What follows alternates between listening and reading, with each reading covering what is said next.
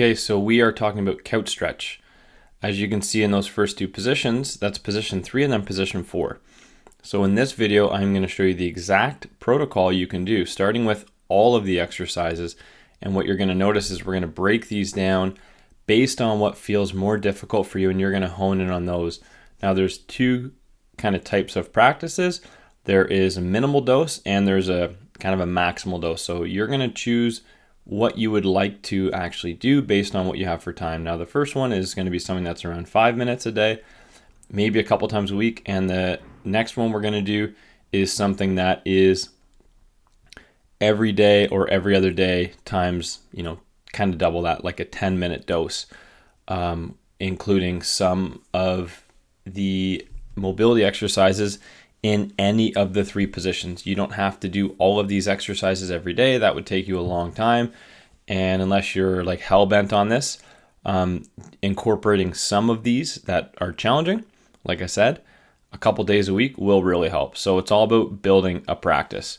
So what you're going to notice in this first position, the first one we're going to start it with is actually the couch stretch. Okay, so in this initial movement, I'm in position 1. Now there's 4 positions of couch stretch. So position 1, I have both knees on the ground, but my one leg shin is back into the wall. So from my foot all the way to my knee is back into the wall. Here you can see it perfect from the side view. Knee to foot, back into the wall. I'm going to brace my core. And what you're doing here is 2 minutes, regardless of what position you choose. Here's position 2, because I was able to breathe and able to relax in that first position. It wasn't enough of a stretch for me. So in position 2, I'm going to contract into the wall. So I'm going to kick my right leg into the wall while I squeeze my glute and brace my core. I'm choosing to go into position 3 because I have that control. Even if you're in this position, I'm going to have you contract your glute, kick into the wall hard as you can, and take deep breaths for 10 seconds of contract and then 10 seconds of relax. You're going to repeat that for 2 minutes. So regardless of what your position is, you're going to repeat it for 2 minutes. This is quad rolling or thigh rolling. You're going to need some type of roller. And what you're going to see here is I do multiple little techniques around rolling. So there's this kind of just up and down movement. And what you're doing is you're searching for where it feels the stiffest or where you feel pain. Now, what's most important is that you want to take deep breaths throughout this. You want to interact with your nervous system via breathing and breathe in a relaxed manner. If you hold your breath and you have a hard time breathing, then you need to go a little lighter. This is a scrub technique. I'm literally dragging the muscle laterally and I'm trying to, like you're scrubbing the floor. Here I'm oscillating my legs. So again, that muscle is shortening and lengthening. And what I would recommend is actually going along with these videos so you can see the different ways that I use the roller and I use these mobility protocols to get the most out of this. So this is the IT band, also known as the lateral part of your thigh, the outside of your thigh. And I get into a little bit of a pigeon pose here so that my knee is bent, my right knee is bent. And that's going to take some of the load off of my leg, because commonly when people are rolling their IT bands, they're not able to relax at all. It's way too intense, it's way too painful, and it's a complete waste of time. So from what we know about foam rolling or doing mobility, breathing is the gateway to your nervous system. Okay, so here's another one.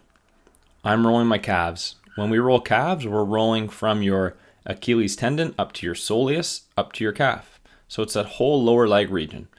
You can see I'm doing an up and down movement. Then I'm oscillating my foot in all sorts of different directions. You can play around with this. There's not only one way to do it. And I'm just searching for tension.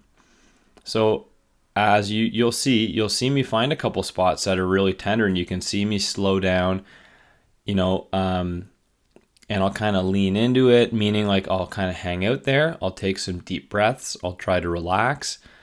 And I'm trying to find tension. That's what you're doing with these mobility protocols, because if you can't do all 3 at the beginning, it means there's some type of restriction, and most commonly there's some mobility restrictions.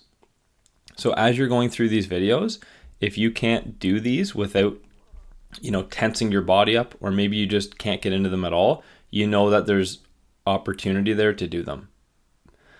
This is called a diaphragm smash. So I actually have like a $4 ball from a department store, little mini basketball.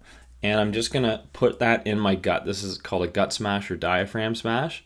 Now you're gonna be doing this for 2 minutes, and within the 2-minute cycle, you're laying on the ball, you're taking a deep breath for 4 seconds, then you're gonna hold and brace for 4 seconds really tight against the ball, like you're trying to push the ball out of your stomach. And then you can see here I relax and I have a nice slow exhale. And then again, you'll see me inhale, then I hold, then I exhale. So the breath pattern, which is the same breath pattern with a couple of these exercises, you're aiming for a 4-second inhale, then a 4-second hold. During that hold, you're going to contract the muscle, so you're going to flex your stomach, and then you're going to exhale for around 7 seconds. Now, sometimes that's hard enough for people, so it actually doubles as a bit of breath work, which is a total bonus. Here, we're going to be rolling the lats. You need your roller again.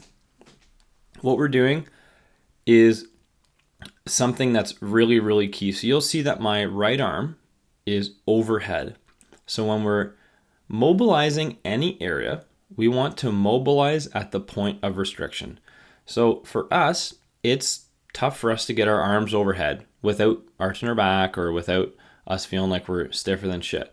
So you'll see here, I get into that overhead position or at the verge of being at the end range of my mobility, and I'm going to work on my lats there. So I'm underneath the armpit. You'll see I'm doing some dragging here, and then I decide to keep that roller in one place, and I just play around with the movement. So my arm is up and down. I'm rotating my wrist to my elbow. I'm doing some scrubbing, right? There's all sorts of movement there.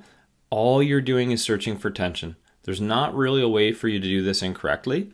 You can see here I'm doing the opposite. So I'm actually using my other hand to use that roller to scrub just because that works for me. So essentially with the lat here, we're working under and then over the armpit. Now that concludes the exercises that I would encourage you to do when you're working on this couch stretch position. And as you could tell with this, one of the actual movements that you're working on is a couch stretch. So you'll notice that there's a span from upper to lower body to some in the middle. I'm going to encourage you initially to try all these exercises and just make a mental note of the things that you had the hardest time with. And you might have had the hardest time because it was the most difficult for you to relax, and that's where you want to focus.